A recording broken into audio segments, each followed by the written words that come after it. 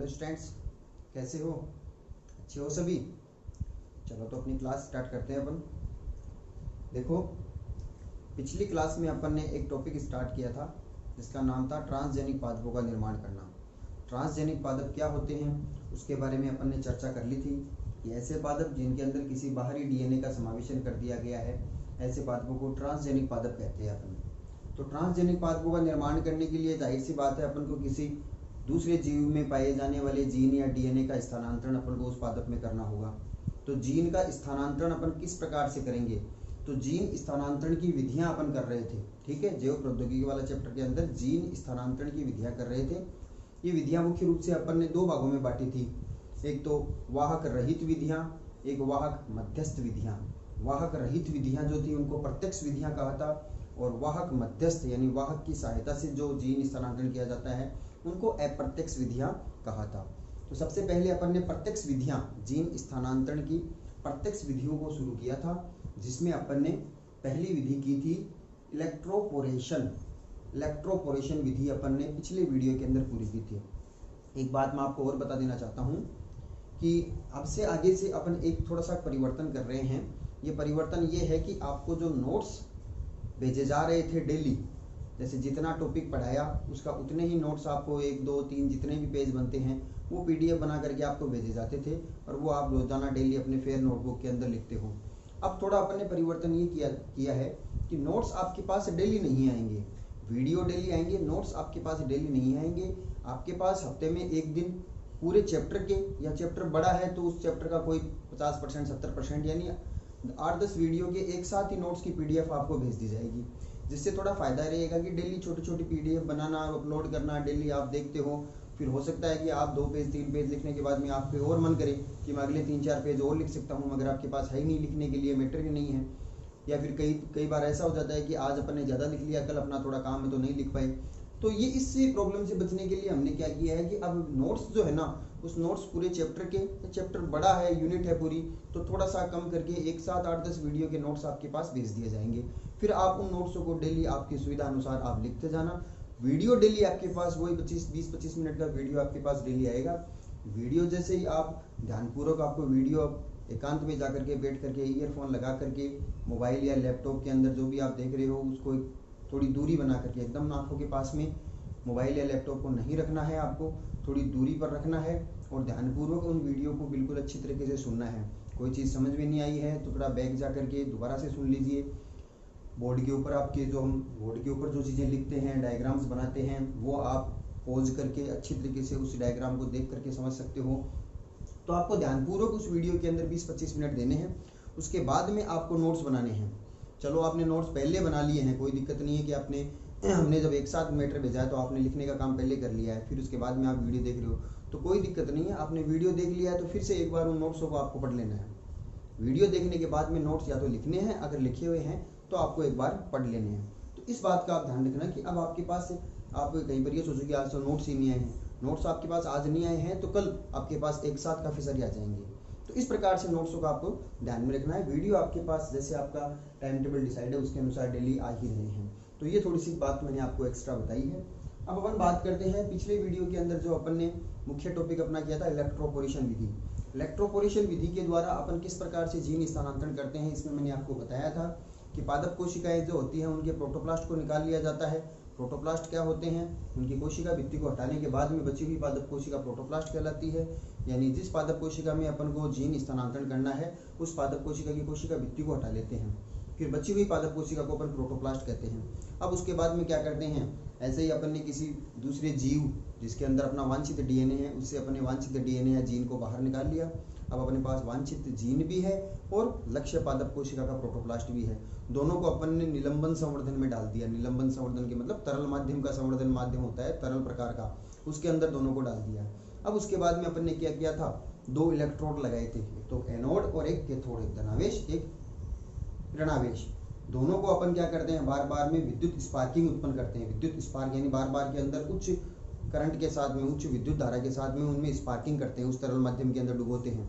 तो जब उच्च विद्युत की स्पार्किंग होगी तो उस समय पर क्या हो जाएगा, पादप कोशिकाओं की जो कोशिका झिल्ली है, भित्ति हटी है, झिल्ली तो है ही, उस झिल्ली जो होती है वो पहले ध्रुवित होती है, वो बाद में अध्रुवित हो जाती है। जैसे ही अध्रुवित होती है तो क्षणिक भर के लिए उस कोशिका झिल्ली के अंदर छोटे छोटे छिद्र बन जाते हैं, जिनको अपन अस्थायी छिद्र बोलते हैं, यानी वो स्थायी नहीं है, वापस बंद हो जाते हैं।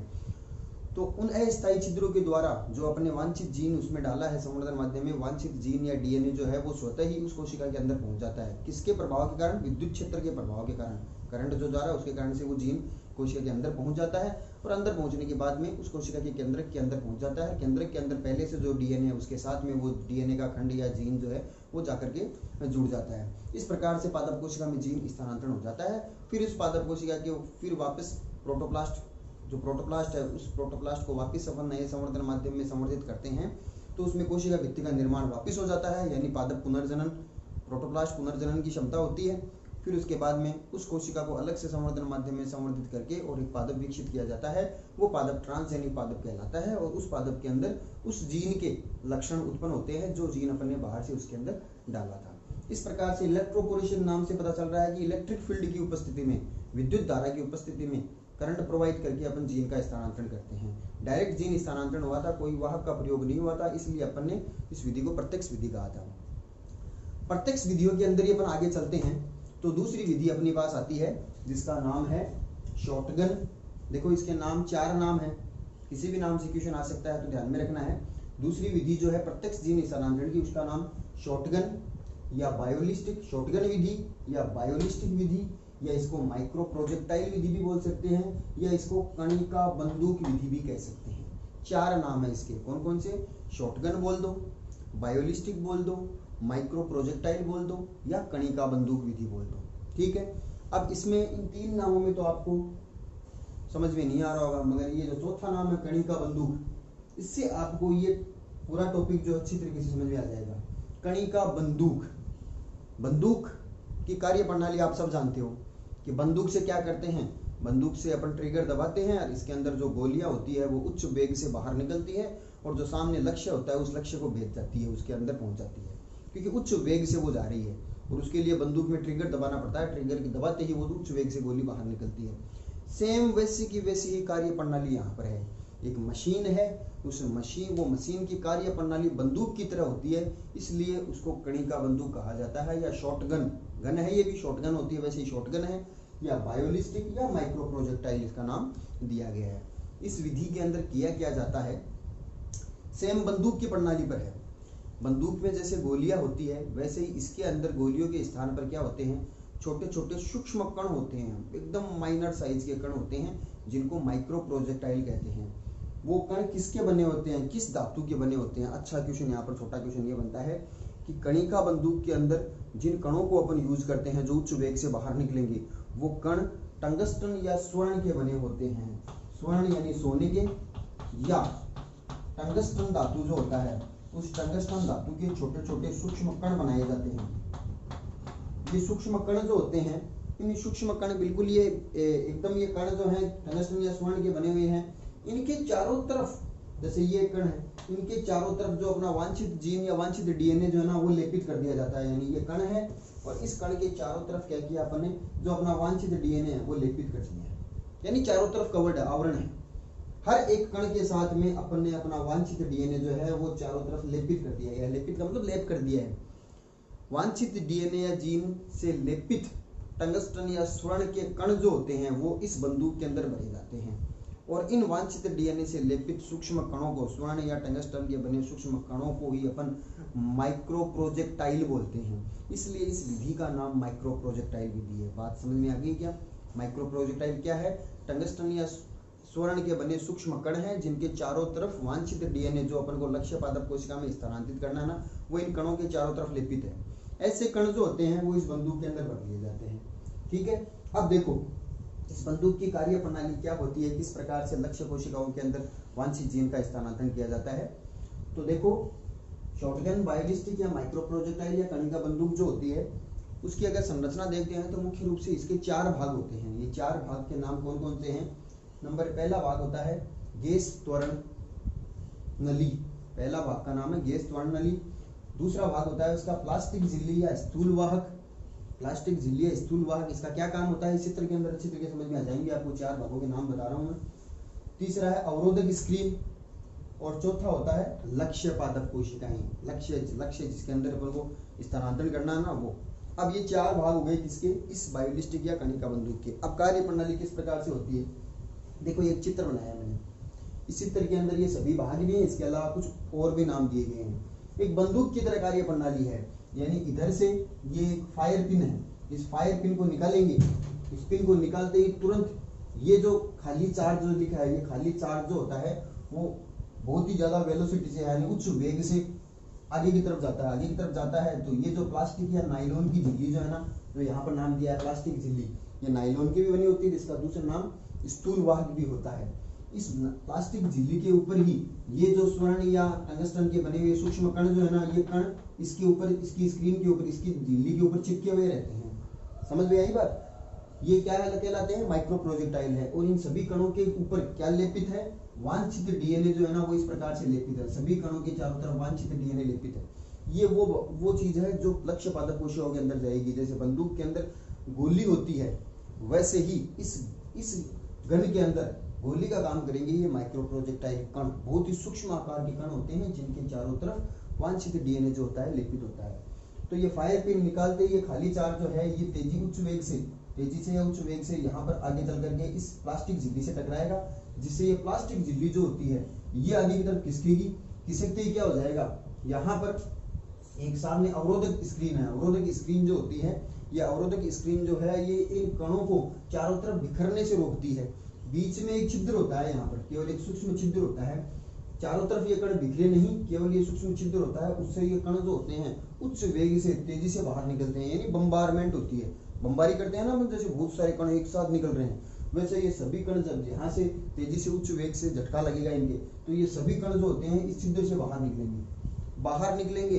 तो कहाँ पर जाएंगे, सामने इस छिद्र के सामने यहाँ पर अपनी पादप कोशिकाएं रखी जाती है। और ये पादप कोशिकाएं लक्ष्य कोशिकाएं तो हैं, लक्ष्य पादप कोशिकाएं तो है। पादप कोशिकाओं के अंदर ही तो अपन को इस जीन का स्थानांतरण करना है, जो जीन किसके साथ में लेपित है, टंगस्टन या स्वर्ण के बने छोटे छोटे कणों से, जिनको अपन माइक्रो प्रोजेक्टाइल भी कहते हैं। तो जैसे ये कण बाहर निकलेंगे यानी बम्बारमेंट होगी, तो सामने लक्ष्य पादप कोशिकाएं या पूरा पादप भी रखा जाता है। अपनी बुक के अंदर जो चित्र है उसके अंदर पूरा पादप रखा हुआ है, पादप रख लो, या अपन ने यहाँ पर लक्ष्य पादप कोशिकाएं रखी है। बहुत सारी कोशिकाओं का समूह उत्तक कहलाता है, तो पादप कोशिकाओं का पूरा उत्तक रख दिया आपने। तो इनकी जब बम्बारमेंट होती है तो तेजी से ये कण जो होते हैं लक्ष्य पादप कोशिकाओं को भेद करके अंदर चले जाते हैं। यानी ये एक पादप कोशिका है, इस पादप कोशिका में चारों तरफ कोशिका भित्ति भी है, फिर इसके बाद में कोशिका झिल्ली भी है, फिर उसके बाद में अंदर इसका केंद्रक है, केंद्रक में इसका डीएनए है। तो ये कण जो होते हैं, ये कण जब तेजी से उच्च वेग से अंदर इसकी भित्ति से टकराएंगे, तो इस भित्ति को भेदते हुए झिल्ली को भेदते हुए अंदर इसके केंद्रक तक पहुंच जाएंगे ये कण। और जब कण पहुंच जाएंगे तो इनके साथ में तो अपना डीएनए लेपित है, वांछित डीएनए इन कणों के साथ में तो लेपित है। तो ये कणों के साथ में वांछित डीएनए जो होता है ये इस पादप कोशिका के केंद्रक तक पहुंच जाएगा। ये एक पादप कोशिका नहीं रखी है अपने, बहुत सारी पादप कोशिकाओं का समूह यानी उत्तक रखा है। हो सकता है एक पादप कोशिका के अंदर नहीं जा पाए, तो बहुत सारी कोशिकाएं रख दी है। तो 1000 कोशिकाएं हैं तो कम से कम 2-4 में तो जाएगा ही जीन स्थानांतरण। अपन को तो एक कोशिका चाहिए, अपन को तो सफलतापूर्वक जीन स्थानांतरण अगर एक कोशिका में भी हो गया है ना, तो उस एक कोशिका से अपन संपूर्ण पादप बना सकते हैं।